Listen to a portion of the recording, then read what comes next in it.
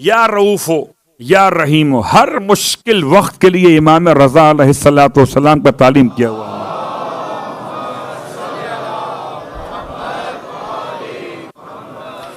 مشکل وقت کے آسان ذکر کا نام ہے یا رؤوف ہو یا رحیم ہو۔ تو بچے کے اور اپنے تمام معاملات میں جہاں قوت برداشت ختم ہو رہی ہو، بسم اللہ الرحمن الرحیم، اللہم صل علی محمد وآل محمد۔ مولا کائنات کی شخصیت میں علم کے کیا انداز ہیں، کیا اشاریے ہیں، کیا عطائے ہیں کہ اگر حضرت میثم تمار کو مولا نے عطا کیا تو انداز عطا کرنے کا کیا ہے؟ انداز عطا کرنے کا ایسا ہے کہ جیسا آج تک کسی نے کسی کو عطا ہی نہ کیا۔ آپ میثم تمار کی دکان پہ جا کے بیٹھ جاتے ہیں اور میثم تمار مولا کو اپنی دکان پر بیٹھانے کے بعد خود اپنے کاموں سے کبھی کبھی، ہمیشہ نہیں، کبھی کبھی چلے جاتے ہیں۔ تو کبھی کبھی کا جانا ان کے حق میں کتنا اچھا ہو گیا۔ مولا کو بٹھا کے چلے گئے، اور ہو سکتا ہے کہ انتظار میں ہو کوئی فرشتہ۔ اگر در آل محمد پہ روٹی مانگنے والے فرشتے آ سکتے ہیں تو پھر عطا کرنے والے علی وہیں بیٹھے ہوئے۔ تو سائل نے موقع غنیمت جانا کہ میثم تمار جب تک دکان پہ تھے تب تک نہیں آیا، اور جیسی میثم تمار گئے اور مولا آ کے بیٹھے، وہ آ گیا اور آ کے سوال کیا۔ ہوشیار ہے، اسے پتا ہے میثم تمار سے مانگوں گا 2-4 کھجوریں ملیں گی اللہ کے نام پر، اور علی ابن ابی طالب سے مانگوں گا تو آپ عطا کریں گے اپنے جود و سخا کی بنیاد پر۔ امام نے سائل کو ساری کھجوریں جتنی دکان پر تھیں، کون سی کوئی بڑی شاپ ہوا کرتی تھی کہ 1000 قسم کی کھجوروں کے سیمپل رکھے ہوئے ہوں اور الگ الگ باکس بنا کے باقاعدہ سجائے گئے ہوں، کچھ بھی نہیں، ٹوکرے میں کھجور رکھ کے بیچتے تھے۔ پورا ٹوکرا اٹھا کے مولا نے دے دیا سائل کو، سائل نے چادر میں جمع کیا، لے گیا، دکان خالی ہو گئی۔ ایسے علی کس کو پسند ہے؟ آئندہ کہیں گے مولا ہم آپ کے یہاں آ جائیں گے، صلوات پڑھیں محمد و آل محمد، آپ ہماری بتائیے۔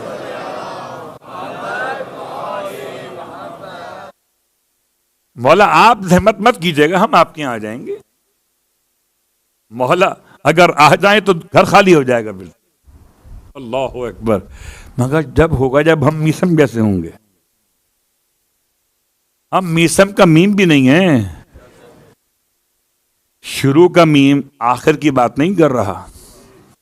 میثم کے 2 میم ہیں، ایک ابتدا میں ایک آخر میں۔ تو میثم پلٹ کے واپس آئے اور آ کر دکان پر دیکھا کہ کچھ بھی سامان نہیں ہے، ساری کھجوریں جا چکی ہیں۔ مولا کی خدمت میں سوال کیا مولا سے کہ مولا کوئی خریدار آ گیا تھا کیا؟ برکت سے مولا کے بٹھانے کی، ایک کی آیا خریدار، سب خرید کے لے گیا۔ امام مسکرائے، فرمایا میثم سائل آیا تھا، ہم سے مانگا، ہم نے دے دیا۔ مولا سے کہیے نا پلٹ کے، مولا آپ کی دکان تھی کوئی؟ دکان تو ہماری تھی۔ اللہ اکبر۔ یہ ہے مولائیت۔ مولا کو اپنے نفس پر خود سے زیادہ حق تصرف دینا ہی تو ولایت ہے۔ اگر مولا میری مرضی کے خلاف کوئی فیصلہ کر دے تو مجھے میرے مولا کی مرضی کو اپنی مرضی بنانا پڑے گا، اور اگر نہ بنایا تو پھر میں مولائی اور میرے مولا اور کہاں رابطہ رہے گا۔ امام نے سب اٹھا کے عطا فرمائی. اور میسم میں تمار اب مولا سے عرض کرنے لگے، مولا سائل نے سوال کیا تھا، اسے کھجوریں مل گئیں، مولا مجھے کیا ملے گا؟ میں الفاظ بدل دیتا ہوں. میسم نے بھی دامن پھیلا لیا، مولا آج آپ کی سخاوت کا دریا عروج پر ہے. میرے الفاظ ہیں، سائل نے مانگی ایک کھجور، آپ نے اٹھا کے پوری دکان دے دی، میں آپ سے مانگ رہا ہوں. امام نے فرمایا آؤ میرے قریب آؤ. کھجور بانٹنے کے لیے امام نے قریب نہیں بلایا تھا، اگر علم بانٹنے کے لیے امام نے قریب بلایا، اور قریب آؤ اور قریب آؤ، اتنا قریب بلایا یہاں تک کہ مولا نے اپنے سینے سے میسم کا سینہ ملا لیا.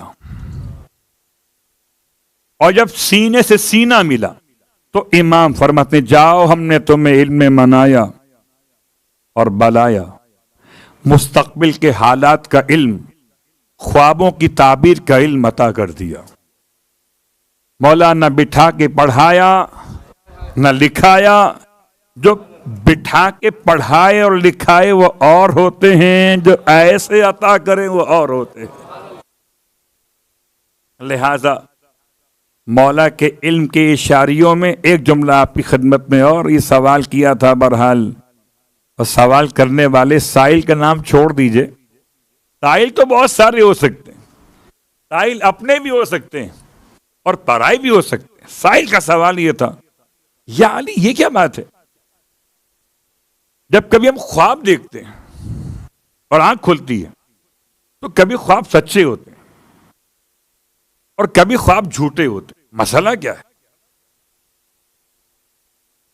اب خواب آپ نے دیکھا ہے، پوچھ رہے ہیں علی سے، آپ کا خواب آپ جانیں، مولا کیا بتائیں گے خواب کی تعبیر کے حوالے سے؟ اللہ اکبر. سچا خواب اور جھوٹا خواب. امام ارشاد فرماتے کہ جب کوئی انسان سو جاتا ہے تو اس کی روح خدا قبض کر لیتا ہے. اب خیال سے سوئیے گا، ایسا نہ ہو کہ واپسی کی فلائٹ کینسل ہو جائے. ایئر اسپیس بند صلوات پڑھے محمد والے محمد.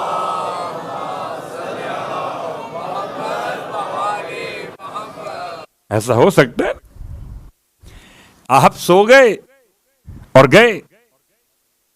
امام ارشاد فرماتے ہیں جب کوئی انسان سو جاتا ہے تو خدا اس کی ارواح کو قبض کر لیتا ہے، اور اس کے بعد پروردگار عالم جب ارواح کو واپس بھیجنے کا فیصلہ فرماتا ہے.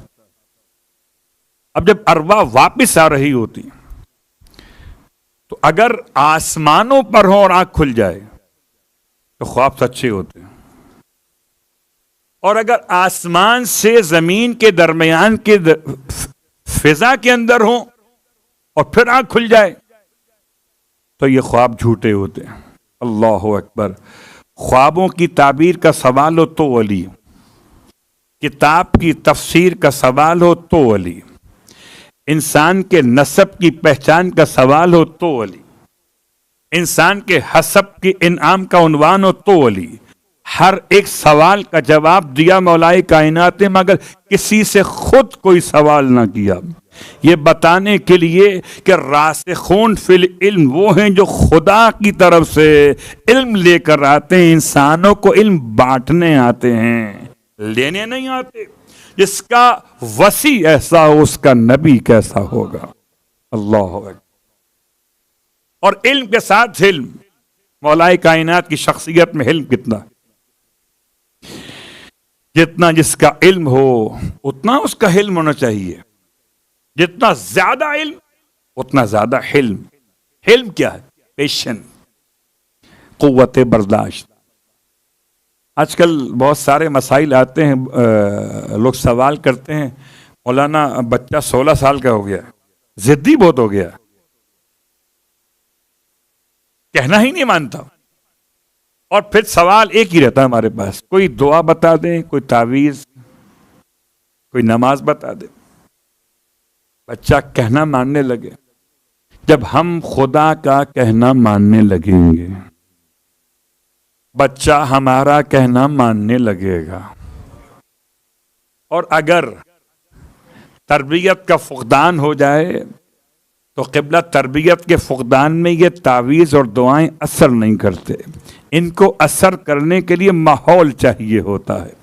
پھر بھی بیان کر دیتا ہوں کہ اس سے پہلے بھی اسی ممبر سے بیان کیا تھا کہ اگر کبھی ایسا ہو جائے کہ ضبط نفس ختم ہو جائے بچے کا، غصہ بڑھ جائے، جب وہ سو رہا ہو، اس کا مسئلہ ہو جب وہ سو رہا ہو، تو اس کے گھر کا کوئی فرد ایسی آواز کے ساتھ جس آواز سے اس کی آنکھ نہ کھلے، اس کے دائیں کان میں اذان دوبارہ کہہ دے، بائیں کان میں اقامت دوبارہ کہہ دے۔ سمجھ رہے ہیں بات کو؟ ہم تو جب نماز واجب پڑھتے ہیں تو اللہ میاں سے کوئی ایگریمنٹ کیا ہوا ہے، مستحبات چھوڑ دیتے ہیں اوروں کے لیے، بالکل جیسے حدیثی قصہ فرشتوں کے لیے۔ صلوات پڑھے محمد وعلیہ۔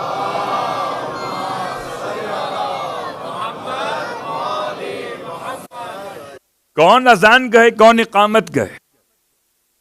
کیونکہ اذان اقامت بیکار تھی تو اللہ نے بھیجی کیوں؟ ٹائم ضائع کرنے کے لیے۔ اللہ کو معلوم نہیں ہوگا شاید کہ 2025 کے شارجہ کے رہنے والے اتنے مصروف ہوں گے کہ ان کے پاس اذان و اقامت کا وقت نہیں ہوگا۔ اللہ میں سوری، واجب کرنے بڑی بات ہے، آپ قبول کریں۔ ایسا لگ رہا ہے جیسے رشتہ بدل گیا، وہ خدا نہ رہا، ہم بندے نہ رہے، رشتہ بدل گیا۔ ہم پڑھیں گے تو اسے تو قبول کرنا ہی ہوگا۔ لا حول ولا قوت۔ ایسی نماز جو تکبر سکھائے، ایسی نماز جو خدا پر احسان جتلانے کے لیے پڑھی جائے، نہ کل علی والوں کی نماز تھی، گلی والوں کی ہو تو اور بات۔ علی والوں کی نماز تو ایسی ہونی چاہیے کہ انکساری ہو، تواضع ہو، فروتنی ہو، خشوع ہو، خضوع ہو۔ اور مرحلہ اذان و اقامت کا، اس کے اتنے فائدے ہیں۔ گھر میں اذان و اقامت رہے تو برکتیں ہی برکتیں۔ بچے کے کان میں دوبارہ کہہ دیں، عقیقہ بھی دوبارہ ہو سکتا ہے۔ اگر نام تبدیل کیا جائے تو دوبارہ عقیقہ ہو سکتا ہے۔ ایسے ہی اذان و اقامت دوبارہ ہو سکتے ہیں۔ اگر بچہ آپ کی بات ماننے پر تیار نہ ہو، اس میں آپ کی اگر اپنی کوتاہی نہ ہو تو، اور اپنی کوتاہی ہو تو پہلے اپنے آپ کو ٹھیک کیجئے، پھر بچے کی بات کیجئے۔ جب بڑے ہو کر بات نہیں مان رہے، بچے کیا بات مانیں گے؟ غذاؤں کا اعتدال اپنے مقام پر۔ اور آخری جملہ اس حوالے سے، یا رؤوف ہو یا رحیم ہو، ہر مشکل وقت کے لیے امام رضا علیہ الصلوۃ والسلام کا تعلیم کیا ہوا ہے۔